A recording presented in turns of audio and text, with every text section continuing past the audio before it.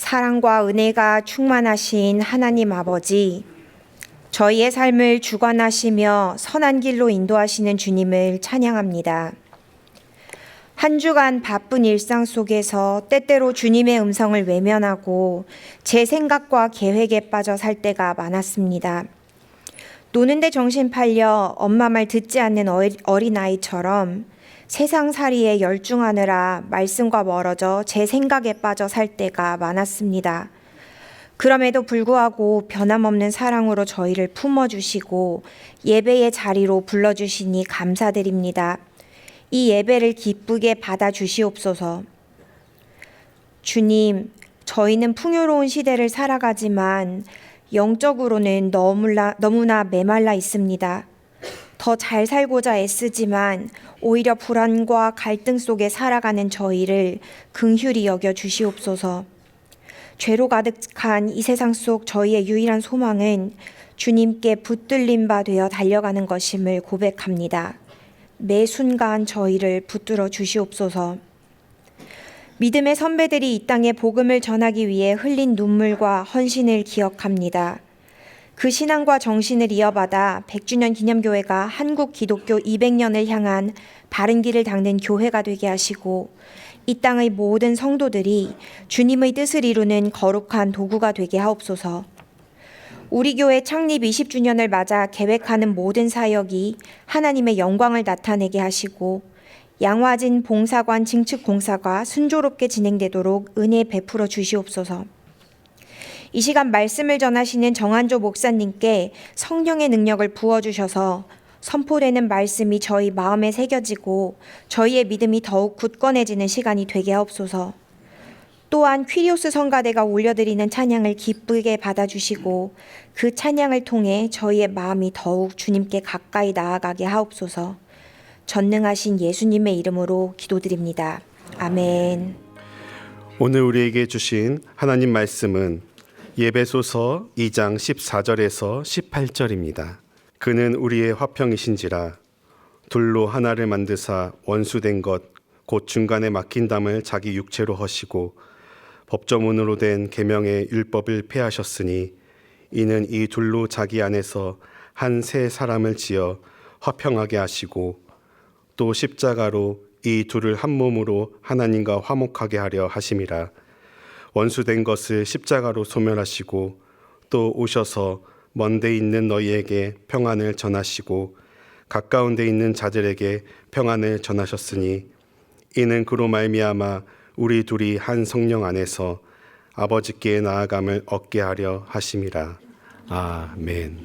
미국의 제38대 대통령은 공화당의 제럴드 포드였고 제39대 대통령은 민주당의 지미 카터였습니다. 포드 대통령은 전임자인 닉슨의 사임으로 미국 역사에서 선거를 치르지 않고 승계로 대통령이 된 유일한 인물이었습니다. 그리고 재선에 성공하지 못했기 때문에 2년 5개월간 재임했으며 미국 역사상 가장 짧게 재임한 대통령이었습니다. 그는 2006년에 93세의 일기로 세상을 떠났습니다. 카터 대통령은 대통령 선거에서 공화당의 포드를 누르고 당선되었지만 가파른 물가 상승을 잡지 못했고 마이너스 경제 성장, 사회적 문제 등을 제대로 처리하지 못하므로 능력이 없었던 대통령으로 평가받기도 합니다. 그래서 제2차 세계대전 이후 재선에 출마했지만 당선되지 못한 최초의 인물이 되었습니다. 그러나 퇴임 이후에 그의 활동은 눈이 부실 정도였습니다. 헤비타트, 사랑의 집짓기 운동 등 공식적인 외교 활동으로 세계 평화에 기여하였습니다. 그 활동에 대한 공로로 2002년에 노벨 평화상을 수상했습니다.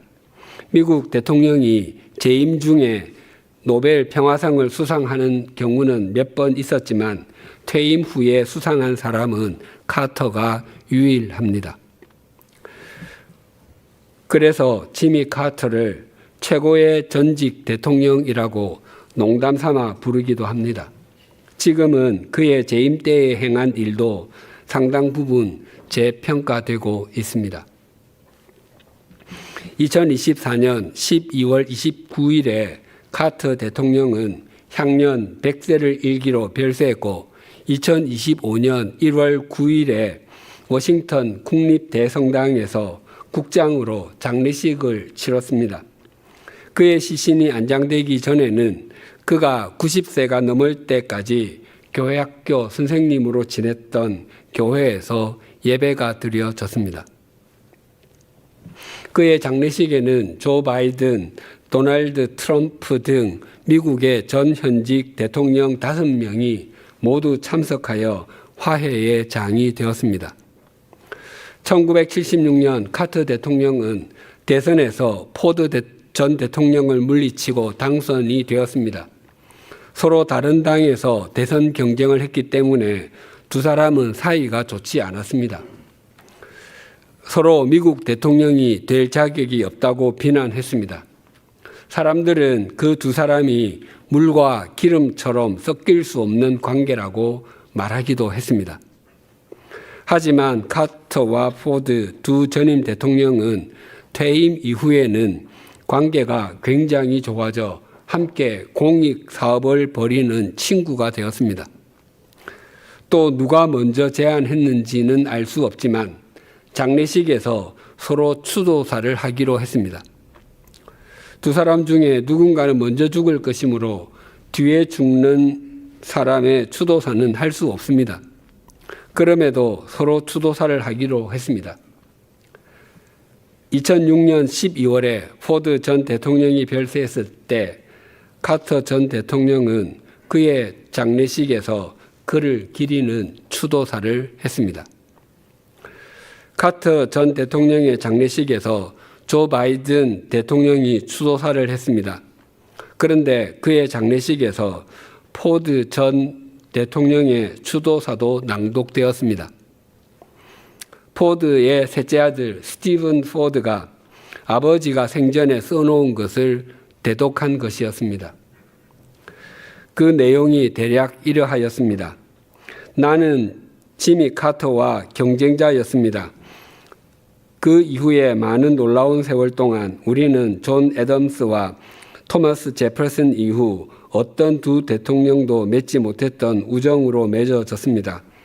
물론 지미가 제 신경을 건드리지 않았다는 말은 아닙니다. 하지만 서로 그러지 않은 정치인들 그룹이 있었던가요? 그러나 그 1976년 선거의 결과가 제게 가장 깊고 오래 지속될 우정 중 하나를 가져다 줄 줄은 전혀 몰랐습니다. 1981년 여름, 이때는 레이건 정부 시절입니다. 1981년 여름에 우리 둘은 다시 함께 하게 되었습니다. 이번에는 위대한 평화의 중재자 안와르 사다트의 장례식 참석을 위해 대통령길을 함께 타고 갔습니다. 솔직히 저는 카이로까지의 그 긴 비행이 얼마나 어색할지 궁금했습니다. 정말 긴 비행이었지만 돌아오는 여정은 전혀 길지 않았습니다. 대서양 상공 어딘가에서 지미와 저는 정치를 초월하는 우정을 맺었기 때문입니다. 제가 알기로 지미는 어떤 전직 대통령보다도 더 많은 책을 썼습니다. 한 번은 그에게 글쓰기를 정말 즐기는지 물었더니 익숙한 눈빛으로 이렇게 대답했습니다. 못 갔다는 것보다는 낫죠. 지미는 주일 아침 교회 의자에 앉아 증인이 되는 것만으로는 충분하지 않다는 것을 일찍이 알았습니다. 믿음의 감동으로 그는 국적의 경계를 넘고 전통의 경계도 넘고 신분의 경계도 넘어 미국 도시에서도 형제애를 추구하고 전 세계 시골 마을에서도 형제애를 추구했습니다. 그는 우리에게 예수 그리스도가 목수였다는 것을 상기시켜 주었습니다. 지미와 저는 많은 것을 공유했는데 그 중에서 가장 중요한 것은 우리 둘 다 우리 자신보다 훨씬 더 나은 사람과 결혼했다는 것입니다. 정말 훨씬 더 나은 사람과 말입니다. 이제 작별을 고할 시간입니다. 저 자신으로서는 짐이 우리의 재회를 고대하고 있어 우리는 나누어야 할 못다한 이야기가 많지. 고맙소 대통령 각하, 오래된 친구여 집으로 돌아온 것을 환영하네. 포드 전 대통령은 미국 중부에 있는 네브라스카 주 출신이고 카터 전 대통령은 미국 남서부에 있는 조지아주 출신으로 서로 다른 곳에서 자랐고 교육 과정도 달랐습니다. 게다가 서로 소속 정당도 달랐기 때문에 가치관과 세계관도 달랐습니다. 하지만 이 두 분의 가장 큰 공통점은 신실한 그리스도인이었다는 것입니다. 두 분은 그리스도 안에서 서로 화합하는 것이 무엇인지를 보여주었습니다. 두 분이 당파를 초월한 관계가 무엇인지 보여줄 수 있었던 것은 그리스도께서 둘 사이에 막힌 담을 헐어주셨다는 것을 믿었기 때문입니다. 오늘 본문에도 유대인과 이방인 사이에 또 사람과 사람 사이에 있던 막힌 담이 헐어지고 서로 가까워지게 되었다고 증거합니다. 오늘 본문은 이렇게 시작됩니다. 본문 14절 상반절이 이렇게 증거합니다. 그는 우리의 화평이신지라. 예수 그리스도께서 우리의 화평이시기 때문에 우리가 가까워졌다고 합니다. 이 부분을 헬라어 성경에 있는 문자 그대로 번역하면, 왜냐하면 그 자신이 우리의 화평이시기 때문입니다. 이 문장에서 강조되는 말은 그 자신이입니다. 세상에서 그 누구도 우리의 화평이 될 수 없고 오직 예수 그리스도만이 우리의 화평이 되신다고 강조하는 것입니다. 마치 예수님께서 내가 곧 길이요 진리요 생명이니 나로 말미암지 않고는 아버지께로 올 자가 없느니라라고 말씀하신 것과 같은데, 내가 하나님 아버지께로 가는 유일한 길이고 하나님 아버지를 아는 유일한 통로이며 하나님 아버지께서 주시는 영원한 생명을 누리는 유일한 연결고리이다라고 강조하시는 것입니다. 성경은 삼위일체 하나님의 속성을 여러 가지로 표현합니다. 하나님, 즉 예수님, 성령님은 사랑이시다, 거룩하신 분이시다, 영원하신 분이시다, 전능하신 분이시다 등입니다. 그 중에 하나가 주님은 화평, 즉 평강이시다입니다. 이사야 9장에는 이 세상에 오실 메시아가 어떤 분이신지를 이렇게 말씀합니다. 이사야 9장 6절이 이러합니다. 이는 한 아기가 우리에게 낳고 한 아들을 우리에게 주신 바 되었는데 그의 어깨에는 정사를 메었고 그의 이름은 기묘자라, 모사라, 전능하신 하나님이라, 영존하시는 아버지라, 평강의 왕이라 할 것임이라. 어깨에 정사를 메었다고 하는데 정사, 즉 통치권이 그분의 어깨에 매여 있다는 것은 상징적인 표현으로 그분만이 우리를 위한 참된 통치자가 되신다는 의미입니다. 그분이 참된 통치자인 것을 그분의 호칭 4가지가 잘 설명하고 있습니다. 첫째는 기묘자와 모사입니다.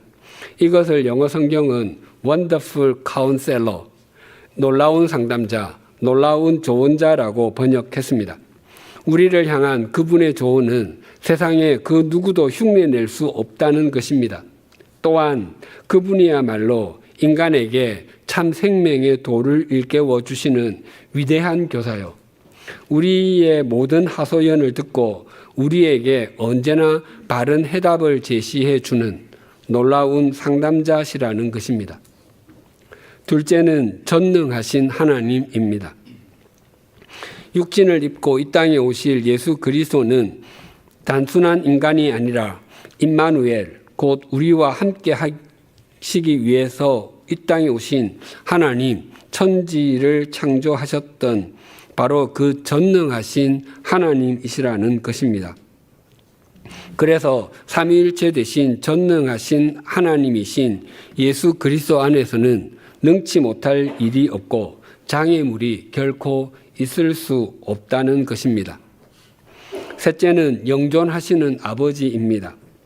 그분이 아무리 전능하신다고 한들 우리처럼 유한하고 죽음을 이기지 못하시는 분이시라면 그분의 전능하심이 무슨 소용이 있겠습니까? 그분이 영원하시기에 그분의 전능하심은 영원한 전능하심일 수 있습니다. 또한 그분이 영원하시고 전능하다 하실지라도 우리와 무관한 분이시라면 우리에게 무슨 유익이 있겠습니까? 그러나 그분은 아스라이 멀리 계시는 분이 아니라 언제나 우리 곁에서 우리를 지키시고 우리를 품으시며 우리를 사랑해 주시는 영원한 아버지이십니다. 마지막 넷째는 평강의 왕입니다. 인류 역사에서 수많은 왕이 평화라는 미명 아래에 전쟁을 치르며 평화를 깨뜨렸습니다.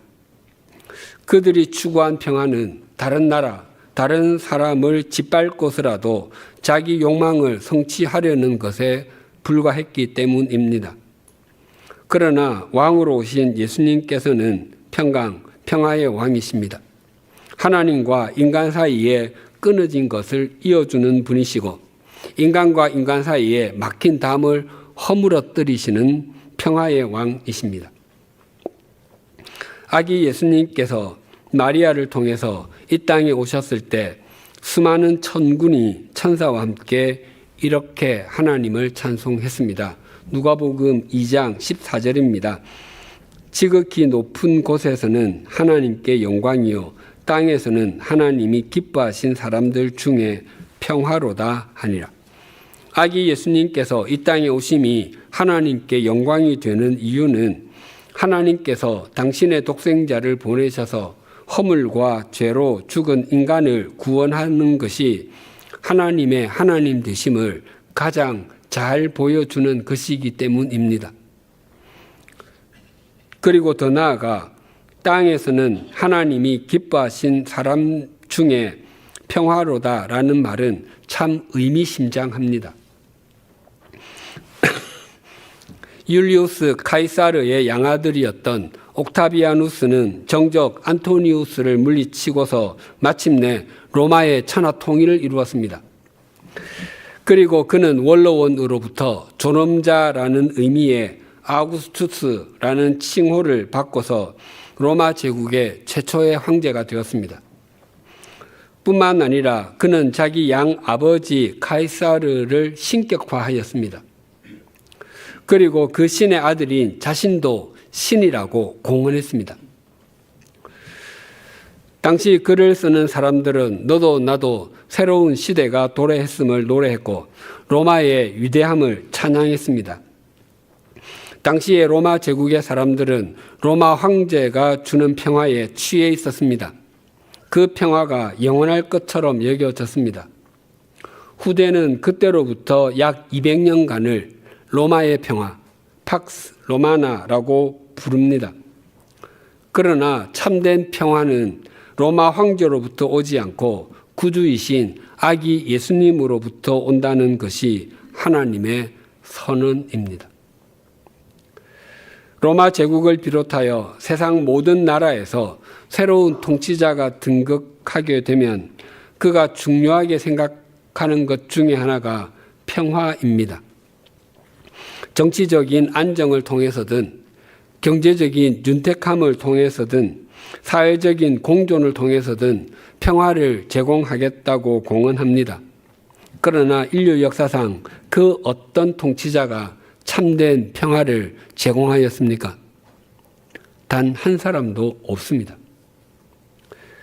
오늘 본문 14절이 이렇게 증가합니다. 그는 우리의 화평이신지라 둘로 하나를 만드사 원수된 것 곧 중간에 막힌 담을 자기 육체로 하시고 예수 그리스도께서 우리의 화평이시라고 하는 것은 우리 사람은 하나님과 또한 다른 사람과 원수 관계, 적대 관계에 있고 스스로는 평화의 관계로 나아갈 수 없는 존재인 것을 의미합니다.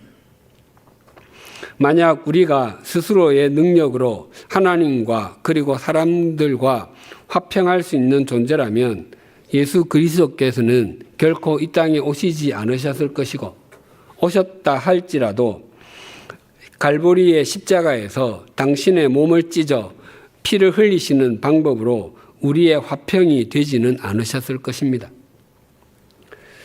그런데 우리의 화평이신 예수님께서는 중간에 막힌 담을 자기 육체로 하시고 나누어진 둘을 하나로 만드셨다고 하십니다. 지난주에도 말씀드렸지만 당시 예루살렘 성전은 가장 바깥쪽이 이방인의 뜰이었고 그 안이 여인의 뜰, 그 안이 유대인 남자가 들어갈 수 있는 이스라엘의 뜰, 그리고 그 안이 제사장의 뜰이었습니다.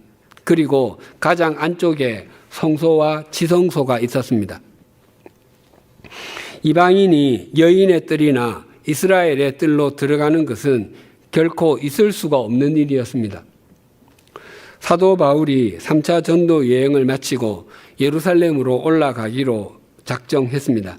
하지만 여러 사람이 예루살렘에 올라가면 결박을 당할 것이라며 간곡하게 말렸습니다. 하지만 바울은 왜들 이렇게 울면서 내 마음을 아프게 하십니까? 나는 주 예수의 이름을 위해서 예루살렘에서 결박당할 것뿐만 아니라 죽을 것도 각오하고 있습니다. 라고 고백하고 예루살렘으로 올라갔습니다. 바울이 예루살렘에 도착했을 때 몇몇 그리스도인 형제들이 따뜻하게 맞아 주었습니다. 하지만 예루살렘에는 유대교에서 개종한 수만 명의 유대인 그리스도인들이 있었습니다. 그들은 그리스도를 믿는 사람들이었지만 율법에 따른 유대교 전통을 훨씬 더 크게 여기고 있었습니다. 유대인 그리스도인들 사이에는 바울이 율법의 전통과 관습을 송두리째 무시하고 유대인들마저도 할례를 받지 못하게 할 뿐만 아니라 심지어 모세를 배반한 배신자란 거짓 소문에 만연해 있었습니다. 그동안 바울이 가는 곳마다 바울을 배신자로 간주하여 죽이려던 유대교인들이 퍼뜨린 거짓 모함이 유대인 그리스도인들에게도 그대로 유포된 것이었습니다. 유대인 그리스도인들은 바울에 대한 그 거짓 모함을 기정사실로 받아들이고 있었습니다. 유대인들은 출애굽의 지도자이자 하나님께로부터 직접 율법을 받은 모세를 배반한 사람이라면 그가 어떤 사람이든지 적대적으로 대했고 배척했습니다. 당시 나실인으로 서원을 했던 사람이 그 서원 기간이 만료되면 성전에서 7일 동안 머물며 정결 예식, 즉 결례를 행하고 제8일에는 그동안 깎지 않았던 머리를 깎았습니다. 바울은 야고보와 예루살렘의 장로들이 자신에게 맡긴 서원을 했던 4명을 일주일 동안 도왔습니다. 그때 에베소에서 온 유대교를 신봉하는 유대인들이 바울을 모함했습니다. 사도행전 21장 27절에서 29절이 이러합니다. 그 이래가 거의 참에 아시아로부터 온 유대인들이 성전에서 바울을 보고 모든 무리를 충동하여 그를 붙들고 외치되 이스라엘 사람들아 도우라. 이 사람은 각처에서 우리 백성과 율법과 이곳을 비방하여 모든 사람을 가르치는 그자인데 또 헬라인을 데리고 성전에 들어가서 이 거룩한 곳을 더럽혔다 하니 이는 그들이 전에 에베소 사람 드로비모가 바울과 함께 시내에 있음을 보고 바울이 그를 성전에 데리고 들어간 줄로 생각함이라. 에베소의 유대인들이 바울을 정죄한 것은 2가지인데 첫째는 바울이 가는 곳마다 율법과 성전을 비방하여 가르쳤고 둘째는 이방인인 헬라인을 거룩한 성전에 데리고 들어가 성전을 더럽혔다는 것이었습니다. 물론 모함이었습니다. 예수님께서 십자가에서 피 흘리심으로 성전에서 드리는 제사를 완성하셨습니다. 제물로 드려진 예수님의 피는 그 가치가 영원하기 때문에 성전에서는 더 이상 제사를 드리지 않아도 되었습니다. 하지만 당시 유대인들은 여전히 성전 제사가 유효하다고 여겼고 이방인은 여인의 뜰이나 이스라엘의 뜰로 들어올 수 없다고 여기고 있었습니다. 그래서 헬라인인 드로비모가 이방인의 뜰을 넘었다고 에베소의 유대인들이 예루살렘에 있는 유대인 그리스도인들을 격분하도록 선동했던 것입니다. 유대인들은 이방인과는 결코 오갈 수 없는 관계라고 여겼습니다. 당시 이방인의 뜰과 여인의 뜰 사이에는 높이가 3규빗, 약 1.36m 가량의 돌로 쌓은 벽이 있었습니다. 그 정도면 성인은 누구나 안을 들여다볼 수 있었고 어떻게 제사가 드려지는지 다 볼 수 있었습니다. 하지만 이방인은 그 담을 넘어 들어갈 수 없었습니다. 유대의 역사가 요세푸스에 의하면 어떤 이방인도 이 담 안으로 들어오는 것을 금한다, 어기는 자는 사형에 처한다라는 경고문이 여러 곳에 헬라어와 라틴어, 즉 로마어로 쓰여 있었다고 전하고 있습니다. 실제로 1871년에 그 경고문이 예루살렘에서 발견되었습니다. 헬라어로 기록된 경고문에는 이방인은 담 넘어 성전 영내에 들어가서는 안 된다. 이를 어기다가 체포되는 자는 자신의 죽음을 초래하게 될 것이다 라고 새겨져 있습니다. 그 경고문은 지금 튀르키예 이스탄불에 있는 고고학 박물관에 소장되어 있습니다. 예수님께서는 당신이 십자가에서 피를 흘리심으로 유대인과 이방인을 구분하는 담, 막힌 담을 허셨습니다. 그래서 유대인과 이방인의 구분이 사라졌습니다. 그래서 함께 지성소까지 나아갈 수 있게 되었습니다.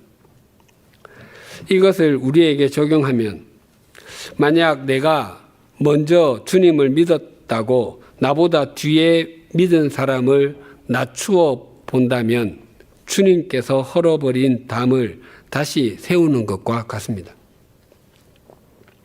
또 나보다 덜 가지고 있다고 여겨지는 사람, 나보다 더 낮은 자리에 있다고 여겨지는 사람, 나보다 덜 배웠다고 여겨지는 사람을 눈을 가늘게 뜨고 곁눈질하거나 내 마음에서 지워버린다면 그것은 주님께서 무너뜨리신 담을 다시 세워 영적인 교제를 막는 것과 같습니다.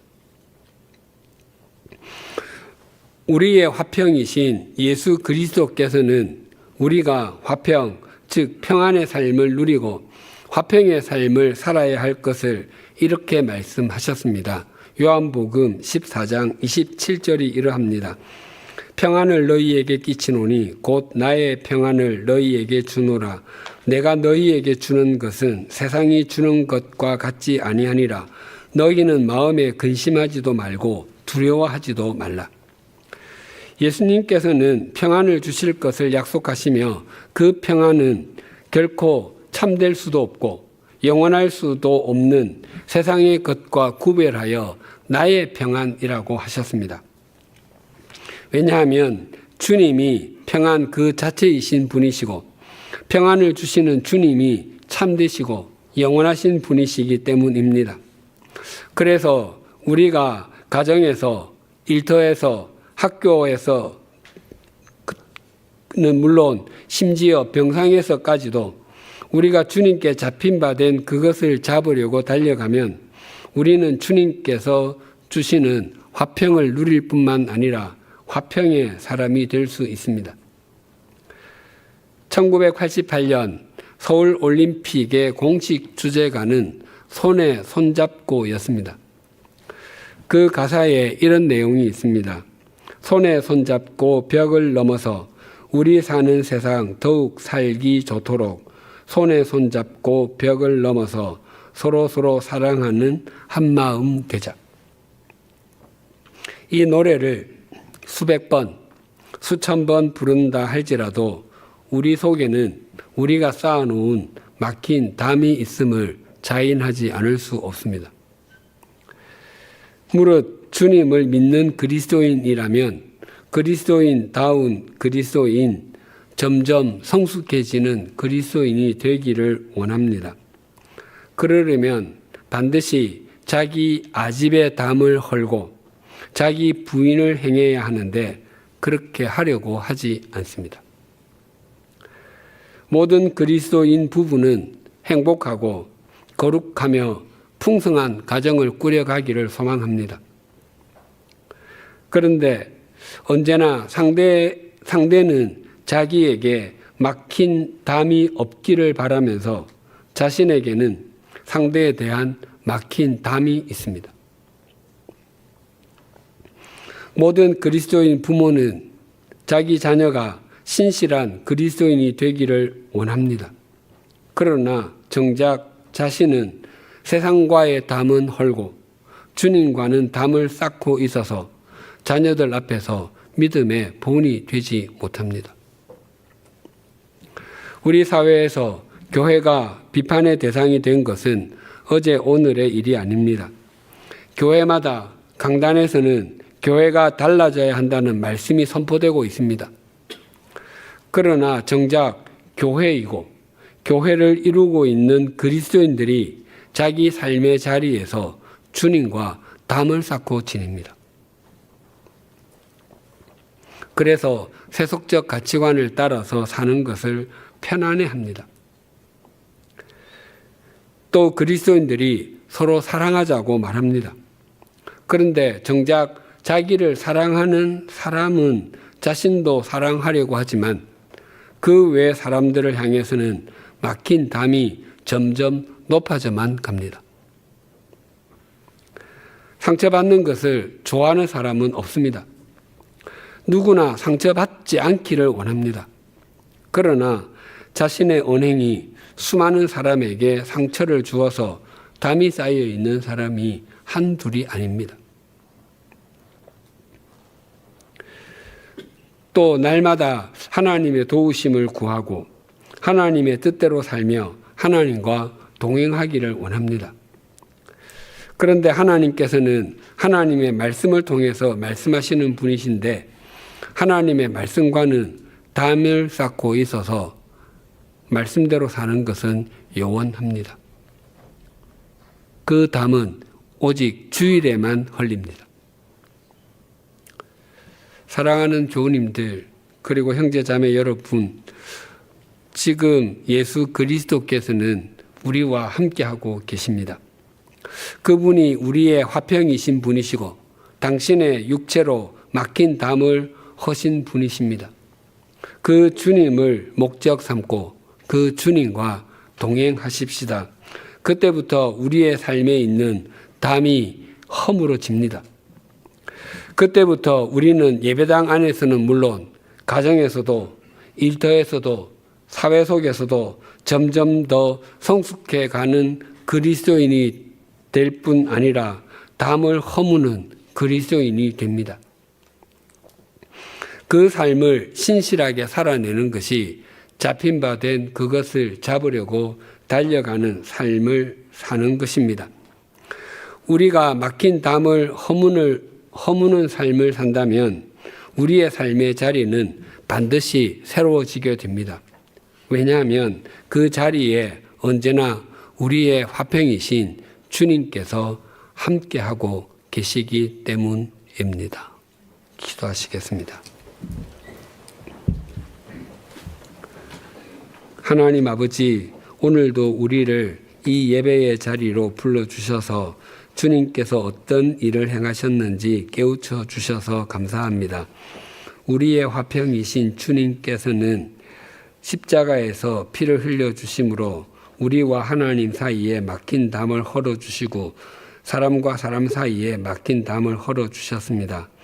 그러나 우리가 믿는 주님께서는 막힌 담을 헐어주시는 분이심에도 우리는 담을 쌓는 것을 더 좋아함을 고백합니다.